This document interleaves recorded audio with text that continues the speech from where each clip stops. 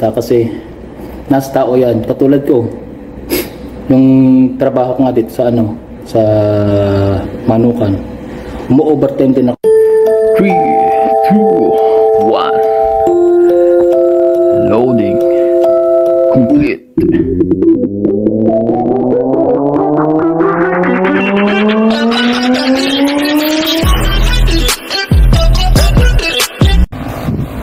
Hello mga Cubs, pasok tayo ngayon sa trabaho. Nagbabike tayo mga Cubs papunta sa trabaho. Alas 9 yung time ko ngayon eh. Babikin natin ay 13 kilometers papunta sa trabaho. Andito ako ngayon sa medyo malayo pa kasi akaalis ko ng bahay guys mga Cubs. Kaya mahaba-habang pagbabike to. Ganito yung ginagawa ko araw-araw pasok sa trabaho. Sa ngayon guys, kaya nagpapike pa kasi wala pang kotse, wala pa akong hindi pa ako pwede mag-drive ng kotse dito kasi wala pa akong lisensya. Naghihintay pa ako ng lisensya mga Cubs. Nakapag-apply na ako pero hintay-hintayin lang natin siguro mga 2 buwan pa bago pa dumating yung lisensya. Tapos bibilin tayo ng sasakyan. Nakakapagod, hinihingal na kagad. Malayo-layo pa mga Cubs, hinihingal na kagad ako. Sa susunod na video, pag nakabili na ako ng kotse, i-video rin natin kung paano makabili ng kotse dito sa Poland. Papakita ko sa inyo kung paano makabili ng kotse dito sa Poland. Sa ngayon, teka muna ako mga Cubs sa bike. Papakita ko sa inyo yung dinadaanan ko mga Cubs. Ito yung dinadaanan ko mga Cubs. Ayun, medyo papunta na ako sa U-turn. Mag-U-turn muna, mag-U-turn sa Pakurpa. Dili ko muna ako mga Cubs kasi mahirap na, baka biglang may dumaang sakyan katulad yan, bus. Kaya lang mga Cubs, nakaliko na tayo. Nalakad na. Tignan niyo yung tinatawag ko mga Cubs. Ayan. Siguro mga 6 o 7 traffic light bago ako dumating sa bahay sa trabaho. Kaya mahaba-habang pagbabike to, 13 kilometers. Kaya mga Cubs, forest sa forest yung dinadaan ko dito mga Cubs kasi yung bahay ng ate ko isa may malayo, parang nasa kabundok, parang nasa probinsya. Maraming puno, maraming tanim o mga damuhan. Kumbaga parang nasa forest na. Kaya may nakikita rin ako dito mga Cubs. Kalimitan nga mga guys, may nakikita ko dito mga wild animals kasi nga forest. Hirap mag-vlog guys mga Cubs pagka yung nagbabay ka tapos nasa gitnang kalsada ka.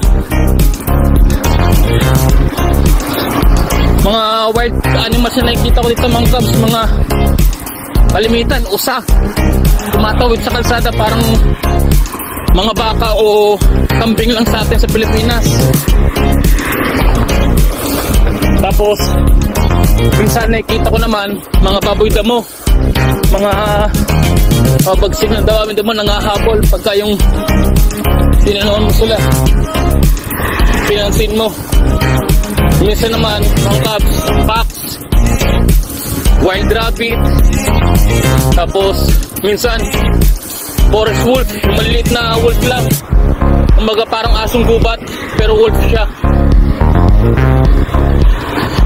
Tsaka peasant nga pala, kalahi ng peacock. Mas maliit siya ng konti sa peacock pero Palahi siya ng pickup, peasant. Ahas.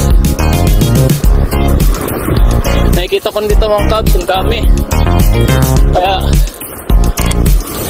pagka yung nagbabike ako, lalo pagka yung ang pasok ko yung alas 5 ng madaling araw, mga kabs, ang dami ko nakikita ng animals, mga hayop, pag-gala-gala. So ngayon mga kabs, baba ko muna to ha. Mamaya na lang ulit ako mag-video. Bike muna ako.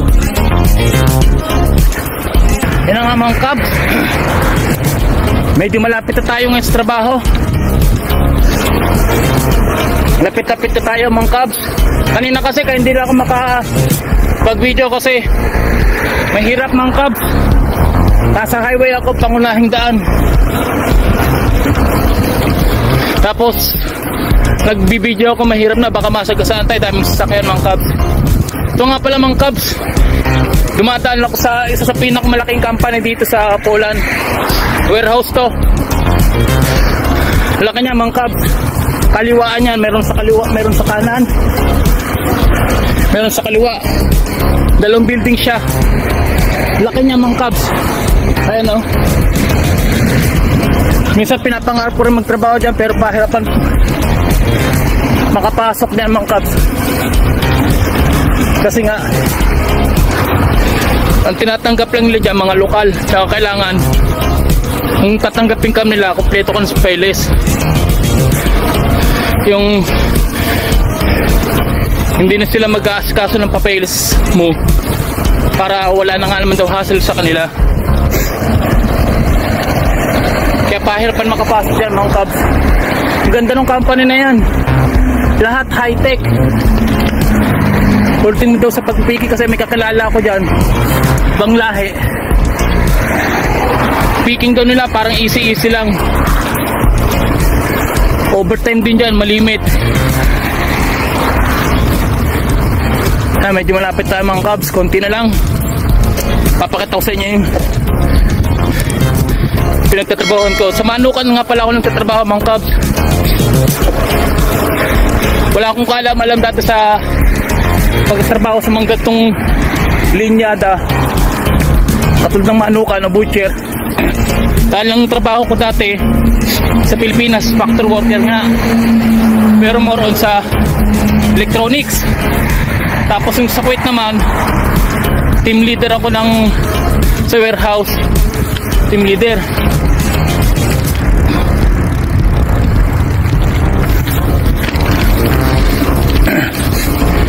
Team leader sa warehouse Saudi ng mga gamot, warehouses ng mga gamot. Tapos sa Kuwait is furniture naman, tsaka electronics din na item. Operator naman ako doon, tsaka senior warehouseman. Kaya wala akong kaalam-alam sa gatong linyahan ng trabaho sa pag-butcher, pagkakat ng mga manok, ang ganyan, mga moon cut, strip C or fillet cut, tube cut. Although marunong ako magluto at maghiwa ng mga karne, pero yung mga cut talaga, dito ko lang nalalaman at natutunan. Tinetrain naman kasi mga kabs. Tara, dito na tayo sa trabaho ko, papakataw sa inyo mga kabs.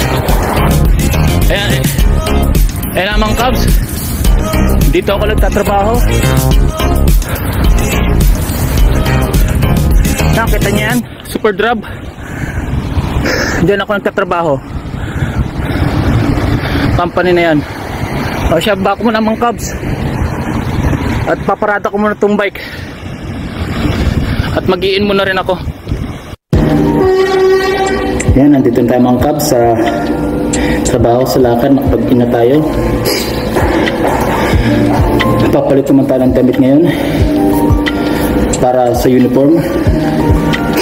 Nga pala mga kabs, kung nagpaplano rin kayo pumunta dito sa Poland pero nagdadalong isip kayo dahil may naririnig o may nagsasabi sa inyo na ganito, hindi maabot ng 60 to 70 to 80,000 pesos yung sasahuran nyo dito sa Poland, nagkakamali kayo. Huwag kayo maniniwala basta-basta kasi nasa tao yan. Katulad ko, yung trabaho ko nga dito sa sa Manukan, umu-overtime din ako. Kapag isang beses sumahod ako ng, sabihin natin mababa, nasa kasi hindi pa ako masyadong nagpapasok, nag-overtime nung mga nakarang buwan yun. Umabot ako ng 60 sa atin sa Pilipinas. Kinonvert, ang sinahod ko nun ay nasa 4,500 na pera dito. Ngayon, pag kinonvert mo sa Pilipinas yun, is nasa siya, 60. So umaabot ng 60. Yung ibang kasamahan ko dito na sumahod sila ng mga 6,000 like that na pera dito, yung convert mo sa Pilipinas, nasa 80 siya. Kaya okay, basta maniniwala na ganun nga, na hindi nga sumasahod ng 60 to 70 to 80k ang sahod dito. Kasi nasa tao lang niya mga Cubs, nasa company. Kung napasukan nila ay magandang company, ay pangit na company, sigurado ang sahod nila ang ganun din. O minsan yung maganda nga yung company pero hindi mo nagpapa-overtime, katulad ng 8 oras lang trabaho, nagpapa-uwi na, hindi nagpapa-overtime. Although maganda yung company pero ganun ang nangyari, walang sasahudin, maliit nga. Pero kung ang company naman napasukan ay maganda at lagi nagpapa-overtime, iswerte nyo kasi laging 12 oras. Katulad ko, ang day off ko day off dito talaga sa Sabado at Linggo. Nagpapasok sila ng Sabado pero hindi nila persahang pinapasok yung tao. Tatanungin ka nila kung gusto pumasok ng Sabado, ng isang araw na day off mo. Kung ayaw mo, okay lang sa kanila, wala silang pakialam. Pero kung gusto mo, pumasok ka. Overtime yun. Dagdag sa oras mo yun, 12 oras din yun mga Cubs. Kaya nasa tao rin niya, kung masipag ka, sasahod ka ng malaki. Kung hindi ka masipag at hindi ka nag-overtime, gusto mo lang ay gala-gala, wala ka mapapala. Ganun lang yun mga Cubs. Ilang mapapayo ko kayo makikinig sa mga tao o sa mga sabi-sabi na hindi sumasahod ng ganito dito sa bansang to. Parang Taiwan lang rin yan, napitan din may company napitan ng overtime, may company na hindi nagpapa-overtime. Ganun din sa Kuwait, sa Middle East, ganun din. Tiyempuhan lang magandang company. Kaya pag nandito kayo, ituloy nyo lang, huwag kayo maniwala sa mga pagka nag-apply dito, tuloy lang, huwag kayong basta-basta maniniwala. Ganun lang ipapayo ko sa mga Cubs. Basta kung pangarap niyo magpunta rito, punta kayo. Pero pag nandito na kayo mga Cubs, huwag nyo nang sanang pangarapin mo nang tumawid muna ng ibang bansa kasi mas mahirap sa inyo, lalo na wala pa kayong papeles dito. Hindi kayo makakabalik dito katulad ng ibang kakilala ko. Pagdating pa lang dito, mga 5 buwan pa lang, tumawid ka agad ng ibang bansa. Pag tawid ng ibang bansa, pangit yung napuntahan, gustong bumalik dito, wala lang sila magawa kasi wala silang papeles na ay papakita pabalik dito o yung katunayan na pwede sila makabalik o sinasabi nating card. Hindi sila makabalik kasi nga wala silang ganun. Ngayon, sila doon kahit yung napuntahan nila hindi maganda. Kaya tayo ko lamang Cubs, huwag kayong basta-basta maniniwala sa mga ganun. Yun lang. Sa ngayon mga Cubs, dito muna papatayin ko ito, tapos muna natin itong video na to. Tapos punta na ako sa trabaho. Sa mga dyan, sana patuloy nyo akong suportahan at panoodin, at huwag nyo sanang kalimutan pindutin ang bell para lagi kang updated sa ating video. Salamat mga Cubs. Bye bye.